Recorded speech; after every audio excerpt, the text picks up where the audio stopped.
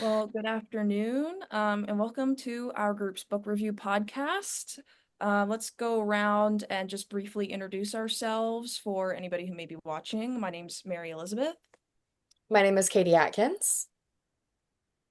I'm Harris Celata. I'm Wyatt Reed. I'm Kolby Davis. And we all decided to read the same book for this podcast. We took a look at Evicted, Poverty and Profit in the American City by Matthew Desmond, which centers around a group of low-income Americans across different races in Milwaukee's renter market.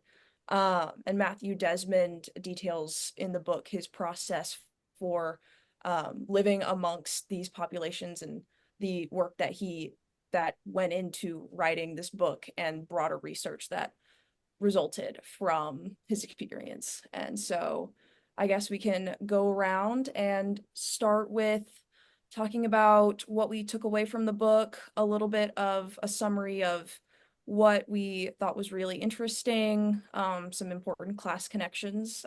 Katy, if you want to take it away. Yeah, absolutely. So to summarize the book, we followed along several different families as they were evicted from different housing options, rental markets in the Wisconsin area, like all around North Side, South Side.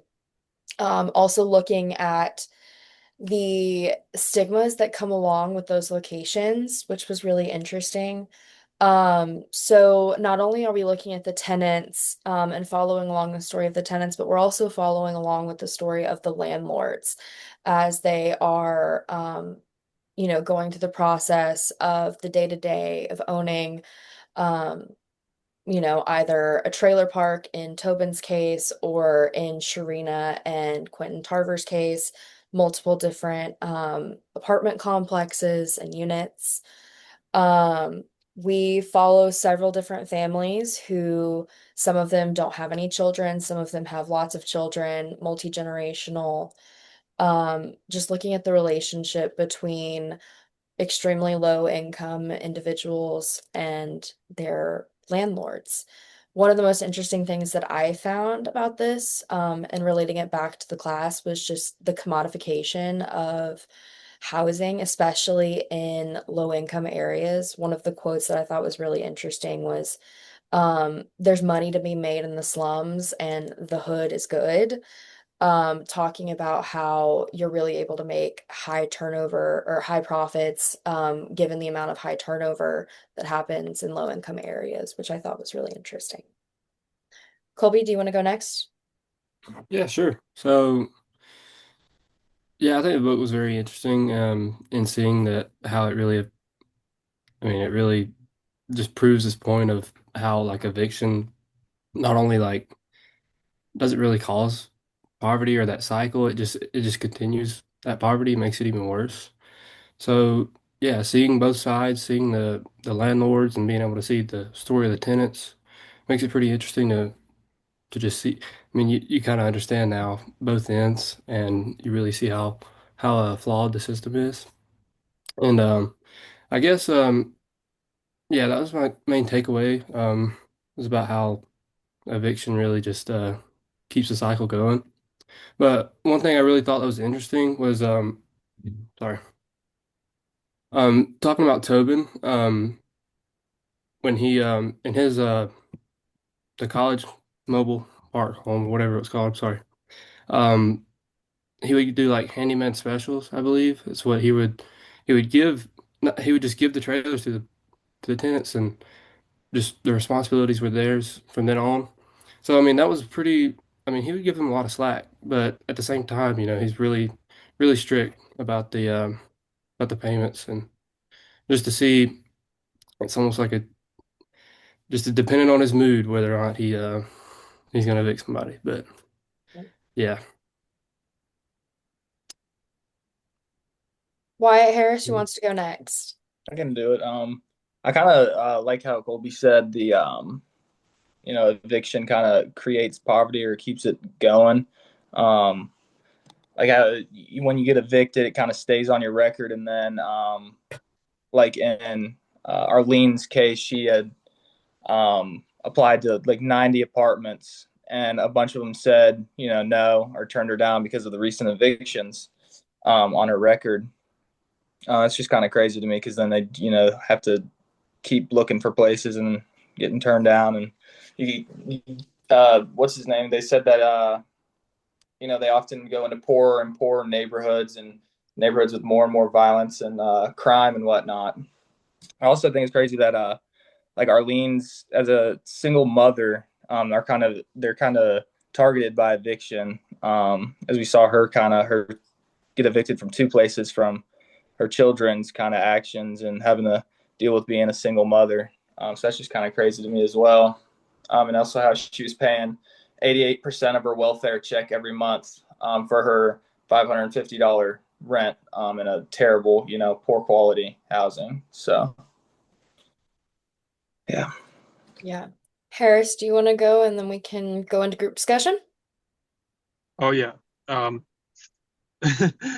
so I really thought the majority of the book was really sad for the most part, just because these are real people and not just case studies. Like they have, these are their lives, and like Crystal and Lamar, with their Lamar had no legs, and Crystal had psychological issues. I mean, those are outside factors that play into their situation, but at the same time, like what y'all were mentioning as far as like eviction not just being a driving factor of poverty, but being a means to poverty in the first place, and just the inequality, the discrimination, and the just varying power dynamics in the book stood out to me a lot.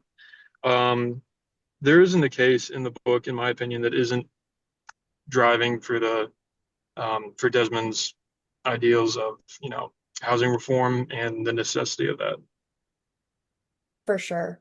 Yeah. I Right. guess I want to say my piece, but um, I saw this book just like Wyatt said, it just was terribly sad to read the whole thing. And I think a lot of us, like in our field and what we study, we know that there are issues, but it's different when you're like reading a real story about real people and reading what they actually have to go through. I think one of the biggest things that stuck out to me was how not just the eviction process, because the eviction process, the legal process is itself has so many issues, from like a lack of legal representation to just a general lack of education on the process and how that stays on your record. But what happens after that, like the predatory moving and furniture storage companies, I had no idea that that was even an industry where people would come and like as their job either take your stuff to a locked storage facility that became more expensive each month you kept it there, or just put your shit out on the curb. And I just thought that was that can just make your situation even more terrible. And one of the cases in the book saw people's belongings being thrown out while what was it, snowing or raining? Yeah, a Like blizzard had just gone through or something. It was the coldest day on record. Yeah, it was like negative 40 degrees with wind chill or something like that, I think. Yeah. Mm. and having to like move your stuff. And the other thing that stuck out to me, in Arlene's case with her two boys, her boys having to help her move and missing so much school. I can't remember the amount of time that the book said that they had missed. I think it was 17 days straight Mhm. like that. Yeah. Yeah, which is just to be missing that much school, and with already like the changing schools disrupting your education, and generally the area that they're at probably does not have very well funded schools, so you can imagine that that's just setting them back even further. Well, and in um some cases, it's a crime for the parent to not have their children going to school. So, because of the decisions that Arlene is having to face, she's not only having to face the insurmountable, like, burden that is trying to find housing when you're homeless and the stress that's already on you from that, something that I think Matthew had said in the book, like it's already impossible when you're on a time crunch, but when you're adding like the mental and physical stressors of it all on top of having children, it makes it a a nearly impossible task to try to overcome. Like to also add in, oh, well, CPS could come and, arrest you or take your children away again because they're missing too much school. Like adding that extra stressor onto it as well, like as well as like the quality of the housing, like you were saying before. I didn't mean to interrupt, but one of I the had been to like 5 different schools as well in like a year. Hmm. yeah, Mm. And like, I mean, speaking from personal experience, I was never in this like super low income bracket, but we were low enough to where we had to move very often throughout like my middle school and high school years. I think from the time I was like 15 to when I started college, I think we'd moved 5 times. And that's n way less than what some of these families face. But even that, like, I was very fortunate to be going to like a magnet school, so I did not have to change schools. I did not have to upheave my education in that sort of way. But even moving now, like in college every year, caused me so much stress. I have so much stress around moving and about like those kind of big changes. And so I can't even imagine that sort of mental health burden that would make it even harder in every single area of your life. And I would love to touch on mental health and some of the things talked about in the book around mental health and addiction later on, but we can save that for a different part. But yeah. absolutely. I think that's a really good point around the mental health side of things. If you can't function well enough to be able to do the things that you need to do, like work and find housing, because you are so overwhelmed with stress, the cycle of poverty is just going to continue. And Mhm. going to the personal note, I appreciate you sharing that, Mary Elizabeth, because on the same front, we moved around a lot growing up, 25 moves before I was 23. And the majority of those were when I was like prior to high school, for the same reasons. And looking back at it after reading this book, it actually put what my mom and my parents had to deal with into a whole new perspective of like, oh shit, they really like moved this family across the country multiple times on a single salary while they were both in school, and had two hellions of children. Will be the first one to admit it. I think that that really puts an interesting perspective on it, especially when you talk about the eviction rates towards single mothers, like Harris was talking about.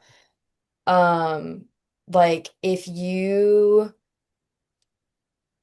were going to decentivize being a single mother even more in this country, to do it within the legal system of housing without any access to a public defender or a lawyer or something like that, when you are talking about eviction records, and not just eviction records, but like, yes, this goes on their like, criminal eviction history or whatever, but it also goes onto their credit reports and stuff like that for any fees that are unpaid if the landlord chooses to go the route of collections. That's going to tank their credit score if they had a good one in the first place. And it's just going to further exacerbate this like cycle that Kolby was talking about. Um, The eviction court only gave her like 2 days extra to move out, right? With because one for each kid for dependent. yeah, yeah, something like that. And the 40-degree wind chill is Yeah. crazy to me because God forbid, if it snowed in Georgia, the courts would be closed. Like, I'm just saying it. The fact that they are even willing to do that, I think that's a little inhumane, personally. I think that should be, I mean, because like if you're gonna have animal cruelty laws of like, you're not allowed to have a dog outside under, 20-degree weather or something like that in the South, That sounds terrible, but like if we're going to protect our animals more than we're protecting our humans, what are we doing? Yeah. Hmm. Sorry, that was a little bit of a soapbox. Now that made me think of was it Sharina that evicted I know she evicted somebody like right around Christmas or on Christmas Day. Remember Yeah. that? Yeah. Oh my God, I completely I forgot thought about that was ridiculous. And I mean, not even giving them like 2 or 3 days, you know. Go Yeah. through Christmas. Let your kids get some presents. Like, no, I'm Yeah. just gonna rock their whole world. I'm gonna move them out, leave them with no place to stay before Christmas. Well, and it's like, one of the big topics that Matthew really wanted to highlight within this book was the relationship between landlords and tenants. Yeah. And something we were talking about before we started recording the Zoom was the fact that Sharina and Quentin and Tobin, they all have plenty of money to go on vacations multiple times a year and cruises, like in Tarver's cases, or in Tobin's case, where they actively called out his income to be over 400 plus thousand dollars a year in profits from one of the most decrepit trailer parks in Wisconsin. Um, and so to be taking as much rent and to be putting as much burden on these people as they are, creating as much profit as they are without, in Arlene's case and in Doreen's case too, I believe, honestly pick any of them and you're gonna see this issue, but the landlords aren't fixing the quality issues that need to be fixed. So they're living in inhospitable housing and they're paying their entire, what was it, 80 something percent Yeah. of their income towards subpar housing. Like what that does to the mental health aspect of things, like Mary Elizabeth was talking about, that was something that Matthew like pointed out too, which I thought Yeah, was really interesting. there was a good quote, and I'm trying to find it now. There's a good quote about Doreen's family, because I thought their story was so Doreen and her family had to it was three generations under the same roof. Um, 8 people in total for a two-bedroom apartment. Hmm. And they had so many different issues that Sharina just wouldn't fix. And their social worker, when they called Sharina to ask for repairs, Sharina just served them the eviction notice because the um the social worker made an offhand comment about Doreen finding another place to live. And Sharina just assumed like, oh, she's looking for another place to live. She's just not going to pay her rent. But there's a quote on page 257, um, just about their housing situation. The worse the Hingston's house got, the more everyone seemed to become withdrawn and lethargic, which only deepened the problem. And it says that, people stopped cooking. There wasn't, good nutrition for the kids because no one was cooking. People were sleeping more. People's grades dropped. There's lots of trash. And then it says some substandard housing was a blow to your psychological health, not only because things like dampness, mold, and overcrowding could bring about depression, but also because of what living in awful conditions told you about yourself. And not Um, to mention the like health aspect of these things. oh Living yeah. around mold and mildew is going to create lethargy in anybody. And then you add on, sorry, go ahead, Mhm. Mary.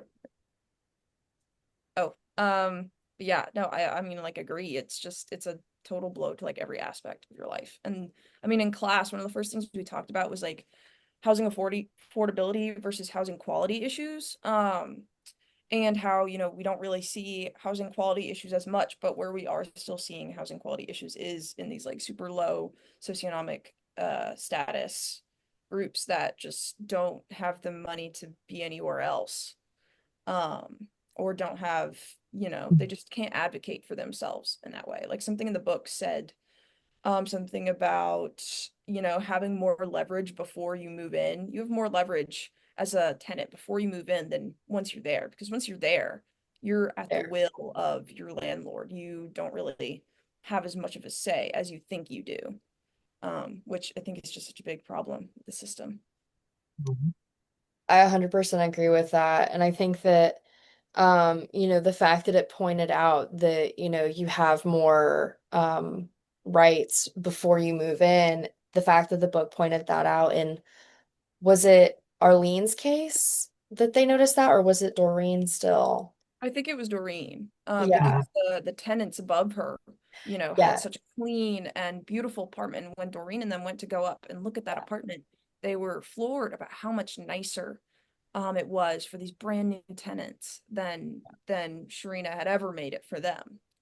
Yeah. And I think, yeah, it's differential treatment. Once you're, the advertising is good before you come in, but once you're in, you know, you're desperate to stay there and you will do whatever you need to do.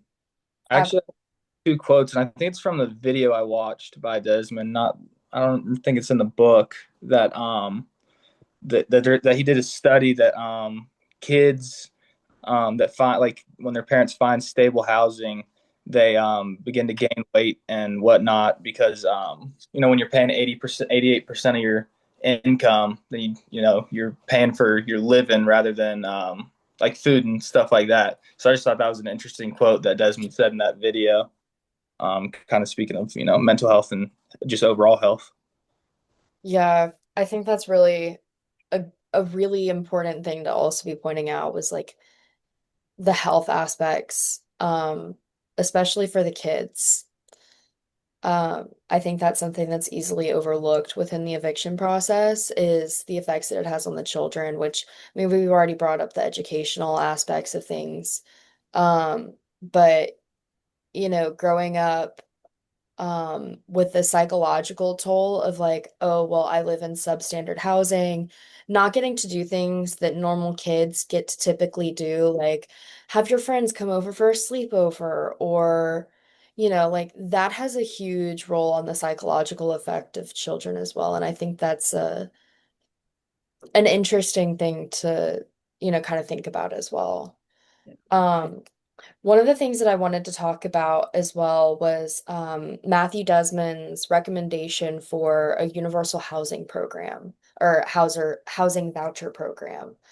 Um, and the suggestion of tenant lawyers that are publicly funded, which I mean, we brought up earlier the court systems, consistently failing to help the tenant and being very much landlord based when it comes to helping. Um, and the fact that if you commit a crime, you are legally, you have the right to an attorney. If you can't afford one, one will be provided to you. We all know the like Law and Order spiel, Miranda rights or whatever. Um, but the fact that, an eviction process doesn't have those same legal rights when an eviction has the same record as a criminal record would have and has the same financial, if not worse, financial implications than what a criminal record would have. I mean, yes, with criminal records, you can't get a job as easily, but you also can't get a job as easily when you've had eviction records and can't get housing. And so Mhm. then all of your time is spent on trying to find housing so that your kids aren't homeless and you're not, having to be approached by CPS because they're missing school or have improper nutrition and stuff. So I think the housing voucher, the universal housing voucher was something that I really wanted to get y'all's opinion on. What were your thoughts on that? Yeah, I think it's a great idea. I mean, basically it's giving them something to maybe if they fall behind, maybe a month. I don't know if it would be enough to cover a month, but something to get them back on their feet, maybe. I mean, because a lot of them struggle with things like I mean, each one of them are probably one obstacle away. Like, I can't remember her name, the lady who had a funeral to pay for, Oh yeah. and that Yeah. caused her to not be able to pay her month's rent. I mean, like Sharina didn't care. I mean, Um, she was late on her rent, so she wanted the money. But I mean, they're just one. The same thing with just low income individuals. They're one obstacle away from being homeless, and it's just Yeah. I think it's a great idea. If you get them back up on their feet, for a little while. One And of the, sorry, you go ahead. go. No, go ahead. Regarding Harris, you talked about the video that Matthew Desmond did. I found in the book at the very end, page 302, where like he does his epilogue talking about the process of interviewing and everything. Like specifically says that regarding like rental assistance programs, when someone finally is able to receive a voucher, he says the first place many take their freed up income is to the grocery store. They Yeah. stock the refrigerator and the cupboards. Their children become stronger, less anemic, and better nourished. Mm. Uh, and I thought this whole section on vouchers was really interesting, especially like, I mean, for class, the assignment this past week, I know we didn't have class, but it was to read chapter 8 of Housing Policy in the US by Alex Schwartz, and it was all on vouchers. Which, yeah, so that was a good, interesting tie-in. But I do think, like, in my personal opinion, I mean, the US, in the 70s moved away from the kind of supply side to the demand side, but I don't think enough investment has gone into their demand side approaches like vouchers. I think vouchers are one of the best, compromises in the system. It, allows for private landlords to continue operating as they do typically. Um, Although I have an issue with them being able to like opt out of the system, but that's just a personal thing. Um, As somebody and who's had to work in the system, though, I understand why. Because the amount of paperwork, I mean, it took me all all last week just to go through a HUD profile or like a HUD application for a tenant.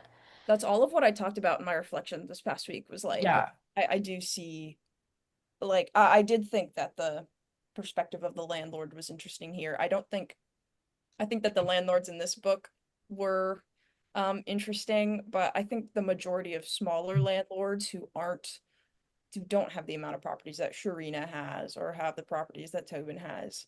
I think for them, the bureaucratic issue is a concern, and I think it's a valid concern. Mm. Uh, and I think we can easily make the program easier to apply for, and I think we can do things to make it easier for landlords. But it just takes work to overhaul the paperwork in the system. But like, I think being able to provide more funding for vouchers. I mean, we're already super behind. There are people on wait lists for years. Yeah, I can't believe Yeah. Desmond said that it could take years or decades to obtain, public housing. That's kind of crazy. I mean, the Athens list is about 2.5 years right now, the last time I checked. Dang. It could be longer. Looking at Holy cow. the housing policy, though, I thought it was really interesting because there's a profile of voucher holders in 2004. And 38% of people typically only spend 2 to 5 years in like per unit that they live in, which I thought was really interesting. And the fact that they have not really increased the housing voucher program since its inception. They've only added in a total incremental and non-incremental voucher increase of 1.8 million Yeah. since 1975. Yeah, Are that's you fucking kidding me? We're gonna I have Like, have to to. do some bleeps in this post edit. and Oh no, honestly, no, he's That cool. he doesn't care. He doesn't care. And no, none of the students do either. It's okay. But in 95, 96, 97, and 98, and in '03 and '04, there were zero annual increases of housing voucher. I'm getting red. I'm getting so pissed off at this. Like, and you see our population increase every year. by a What lot. are you doing? and we talked about the beginning of class, like the whole thing about like low housing starts, and how housing starts been declining since the 70s. And it's like on top of the fact that nobody's building houses, and housing is getting more expensive, and we don't have enough vouchers for the increasing population and the increasing demand. It's just all like it's all a storm brewing, and it's been Yeah. brewing for the past 30, 40 years. And I am scared of the day where that does come to a head. Mhm. Because I do think that eventually we will start seeing like broader ramifications on the United States economy, and the United States economy is kind of teetering right Tanking right now, now? world economy right now, but it's and I'm not an economist. If anybody has any background in economics and wants to speak on that, that'd be cool. But That's a I mean, can of worms we don't want to open. not economics, but I don't know if y'all have noticed, like downtown Athens, if you're just walking through, you'll see 20, 30 homeless people Oh curled yeah. up on a building. Like I've noticed the past couple of years I've been here, it's just been getting steadily worse. Yeah, so in Athens specifically, I work with a lot of the homeless people in Athens, and I mean, we've seen like 75% increase in the homelessness population per year. Since I've lived here. I mean, you see more and more every day, and one of the biggest issues is actually in the counties surrounding Athens, Clark County, because there's such rural populations. Rural homelessness looks very, very different than urban homelessness looks. So you've got a lot of people actually flocking to Athens, Clark County just for the services that are being provided because it is more of an urban metro area. And like, I mean, Mary Elizabeth, you're 100% right. The economy is coming to a very interesting precipice that we're on. I mean, I think we can all feel the political tensions, the overall social tensions around the world. Um, and like I think that you're right on the money with that. But I do think that there is hope. So I think that's the nice thing is that at least in America, we have things change so fast that we can hopefully change it back a little bit faster. One of the talking about the housing vouchers because I think it's really important. In talking going back to Mary Elizabeth's bringing up of the chapter 8 in the housing policy um textbook that we're reading.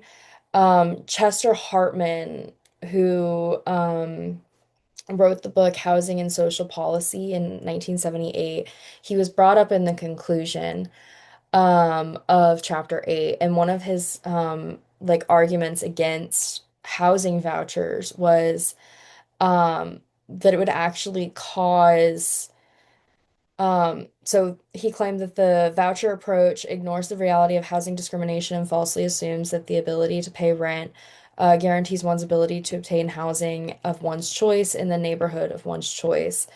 Um, and then furthermore, landlords may charge higher rents to voucher holders for the privilege of being accepted as tenants, which could inevitably like increase housing inflation even more, which I thought was kind of an interesting take on that. I didn't really think about the fact that if we increase the housing voucher policy, that it would increase overall rent prices.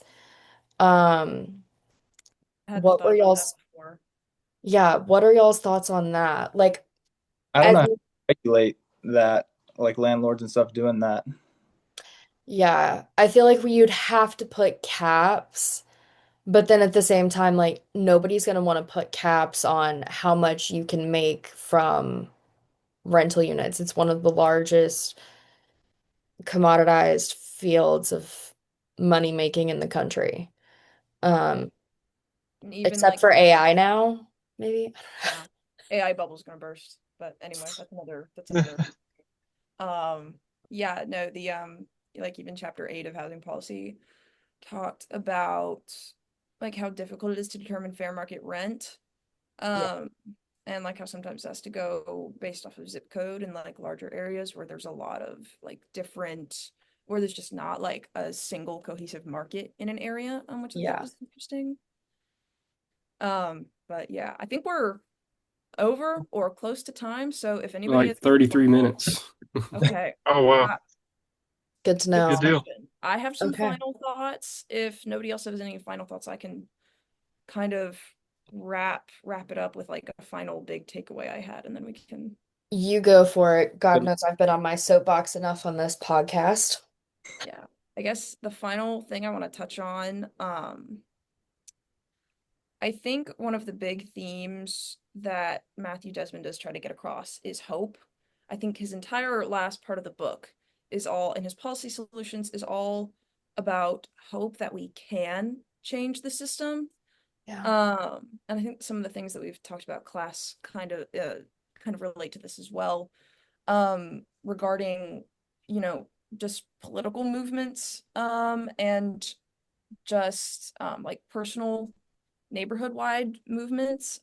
Something that I found really interesting was some of the talk around how people who face eviction often see themselves and see how they view poverty and their situation, because we are all like objectively, we're all sitting in a car in a roof, like I would say, like, not to sound, super lived up right now, but I would say we're all very privileged to be where we are right now and what we're doing, and the fact that we're on school and we all have the ability to do what we do, and we're talking right now.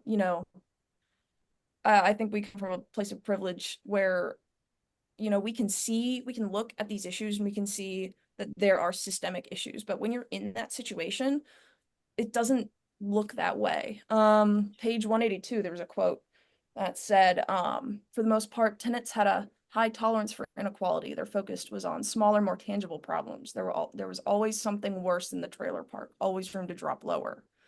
And then earlier, when the trailer park residents were talking about, what happened and how they felt during neighbors' evictions, they said, trailer park residents rarely raised a fuss about a neighbor's eviction, whether that person was a known drug addict or not. Evictions were deserved, understood to be the outcome of individual failure. They helped get rid of the riffraff, some said. No one thought the poor were more undeserving than the poor themselves. Dang. Wow. Yeah. Which I think that quote right there really, really puts into perspective a lot of the political divisiveness that you see right now between low-income people and immigrants that you see right now, and like rhetoric around politics. I think that's just a really interesting, like we're pitting the lowest of the low up against the poorer of the poorer. Yeah. Like when Yeah. when you've got people who are literally making billions of dollars sitting on their ass doing nothing other than drinking and partying it up. I want to be one of them. And then I want to invite some low income people to come party it up too. We'll start changing lives one party at a time. I like it.